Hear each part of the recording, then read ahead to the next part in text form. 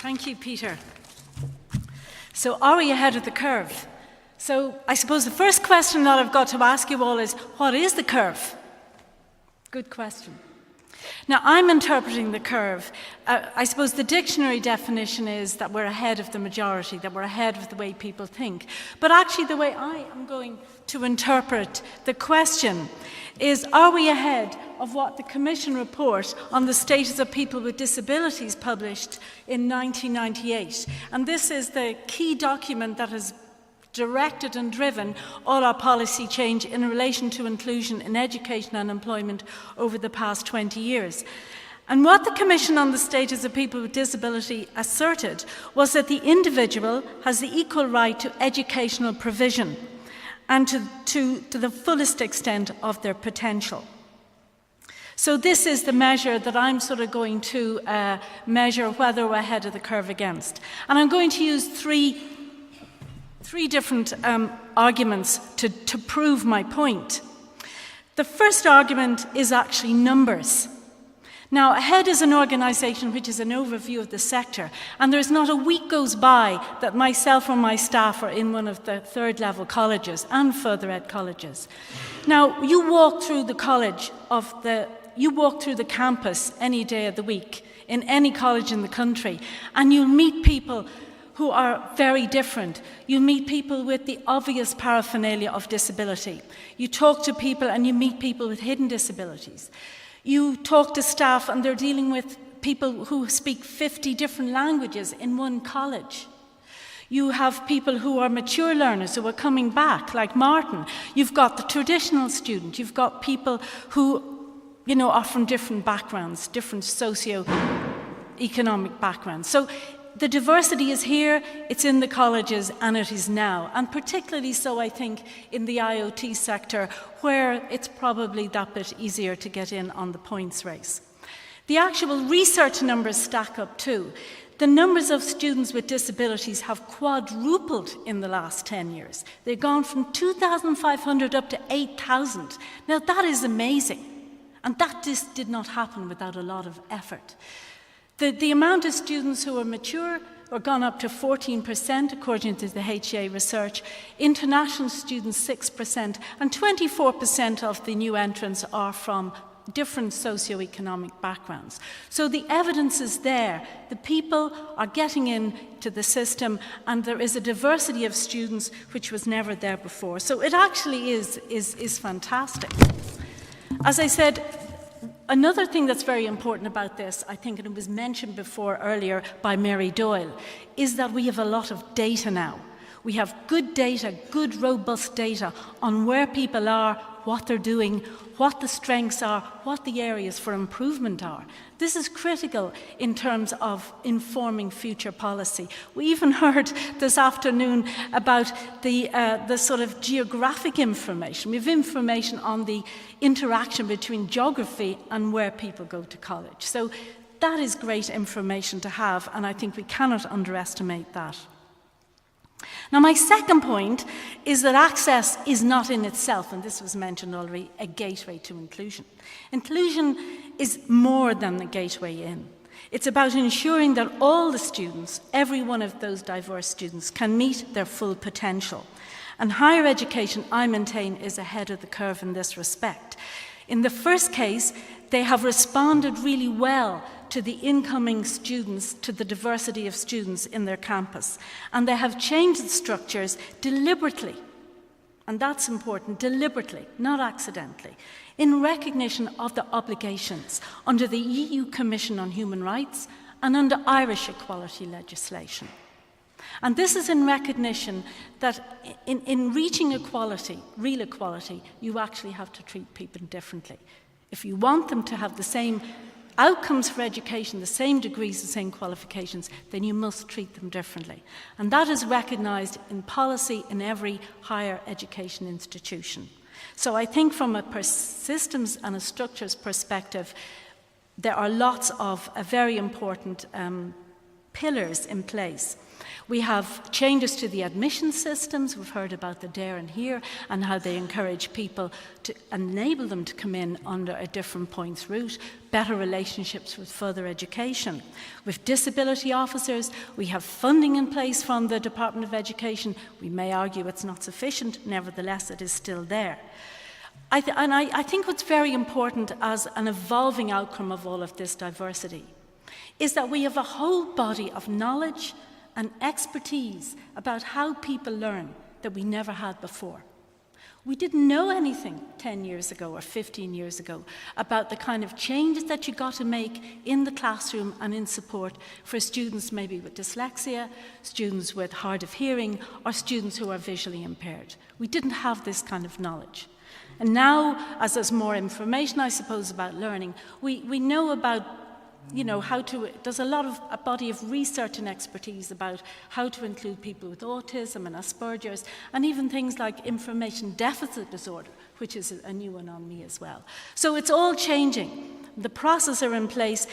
I think it's very important that people are learning, and this expertise is in place. You go into any disability office, any access office at the moment, and all the staff seem to be doing PhDs and learning at level 9 or 10. And this is key. This is key in terms of moving forward, because the equation, according to Mayo and Lang, is that learning, there's a lot of change going on out there in the world, and learning has to be greater than the rate of change. The rate of learning must be greater than the rate of change. And I think this is definitely happening within the third level sector, and it's a very important pillar to ensure that we can keep up with the changing environment and deal with the many different types of students that will continue to come in from new Irish societies, from migrant societies. I think all these developments within the system are helped also by the Bologna Agreement and the 47 countries that have signed up to them. Ireland is one of them. And one of the most important structural changes that have been introduced with Bologna is the emphasis on learning outcomes. And learning outcomes gives academics permission to do things differently. It gives them permission to teach and learn differently, and more importantly, to assess differently. Because if you're teaching differently, you have to assess differently. So I think that's a very important structural difference. It may be in its infancy, but it's growing. And the most important thing is that the structures are in place for that to happen and that to develop. And I think when we come back here in 5 years' time, it will be a completely different story, or 3 years, Mary Liz, whichever it is. And I think another final pillar in my argument, in my final argument, is cultural change.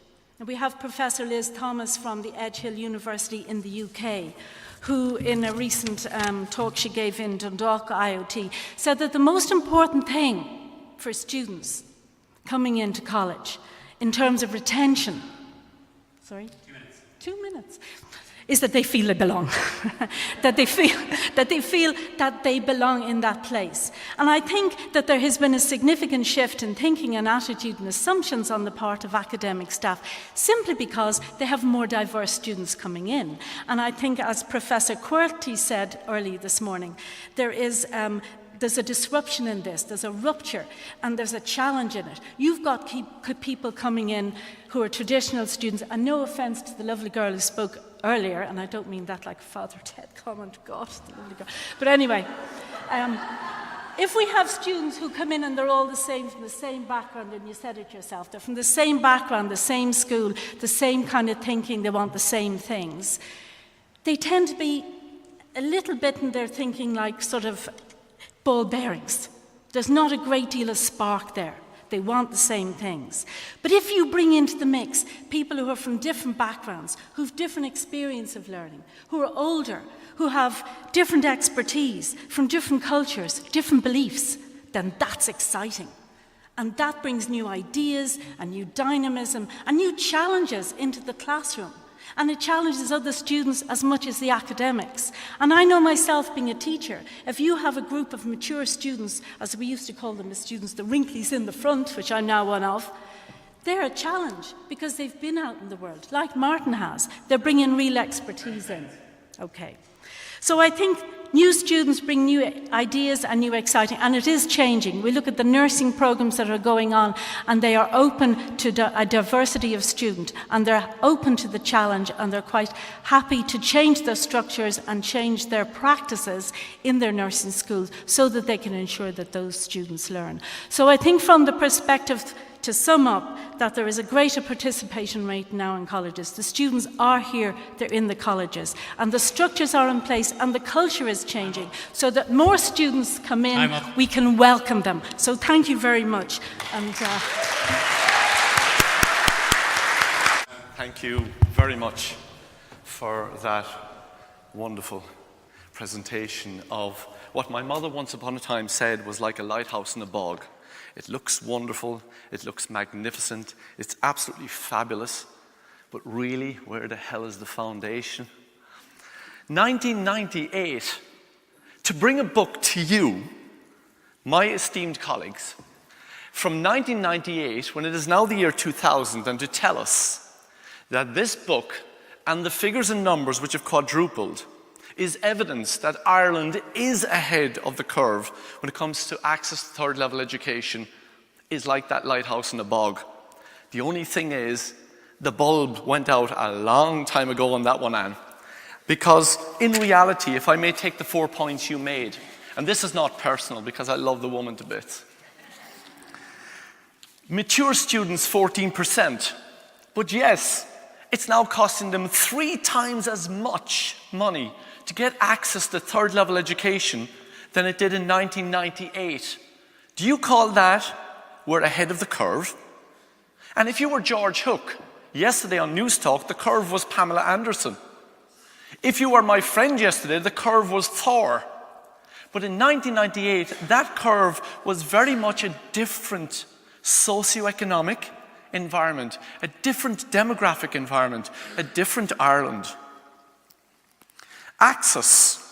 HE is ahead.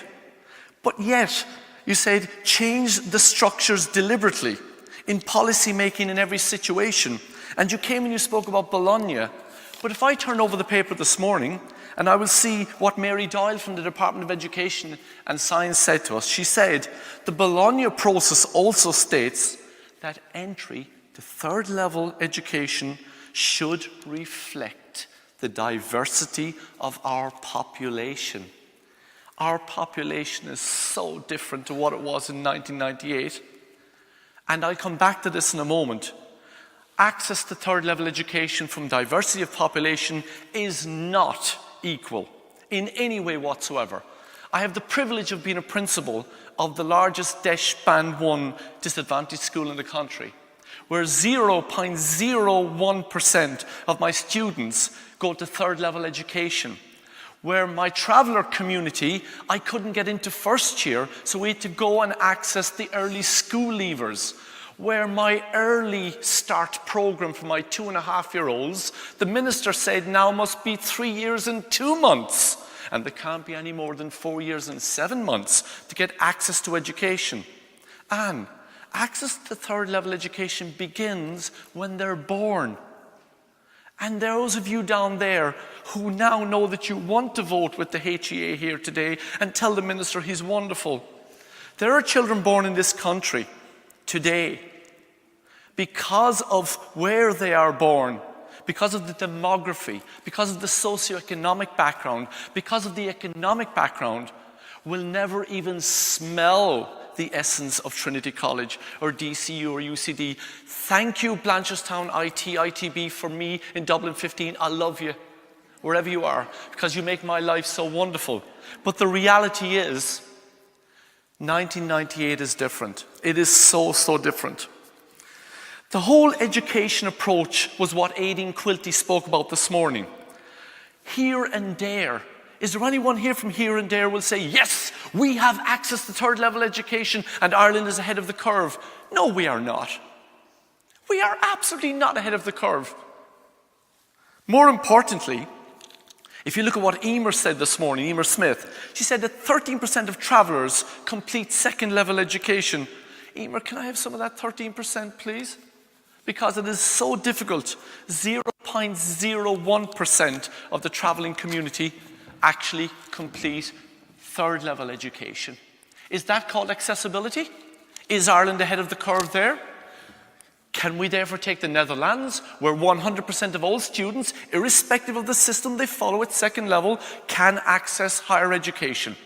When they form it, they can go parallel, vertical, or horizontal, but they're all allowed to go there so that they can be part of it. And I know that Professor Thodey, to whom I bow, said that this would not be a good thing if there was 100%, but at least there was access, and the debate is that Ireland is ahead of the curve. Well, we're not ahead of the Dutch, not even in football. But the reality is we're not ahead of that curve. If I may, the 1916 proclamation, which was put up here in front of us this morning, said, cherish all of the children equally. If we cherish them all equally, then they should all be equal, not some more equal than others. The minister spoke about those in his constituency, and he said quite clearly that when he was in college, 10% went. I can live with 10%. But minister, come over to my side of the side. Come over to the hood with me. And you will see that apart from ITB, it is virtually impossible for those children who are growing up in a major disadvantaged area to access third level education without the access programs, without the mentors, without the finance, which prevents them even from going to early start programs. And when you cut back in primary education and secondary education, and you cut back basic resources from even giving boilers to school because they're not considered to be emergency works, are our children supposed to be Eskimos learning in the cold? And you call that equality of access? It is not. Ireland is not ahead of the curve when it comes to access to third level education. I suppose Emer and many others, I didn't really want to do this, but I'm going to take some of your own publications. Your first publication in Ahead in 2012, which is the survey on participation in rates of students with disabilities. And Anne, I'm so sorry, can I read your words for you? Is that okay? You wrote, less than 1% of students on part-time courses have registered as having a disability, meaning the rate of participation of students with disabilities is 5 times lower than those on full-time courses. These key trends have implications for higher education.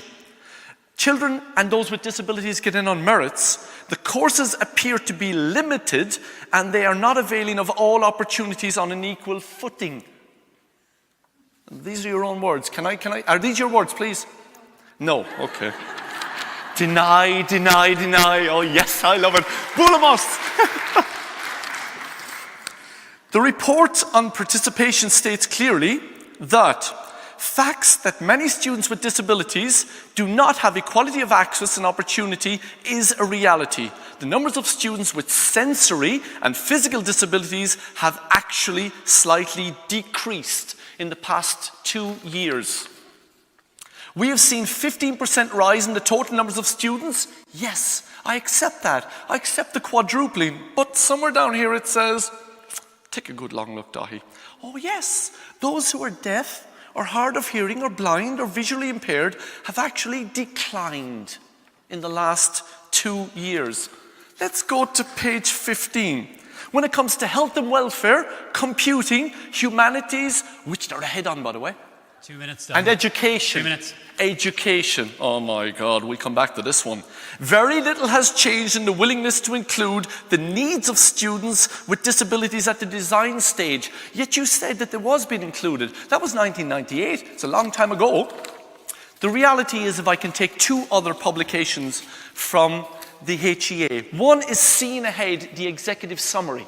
And if I turn quite clearly to page, oh man, I'm going blind, 7, it says, children with sensory disabilities are less likely to progress to any third level by a factor of 3 to their non-disabled partners.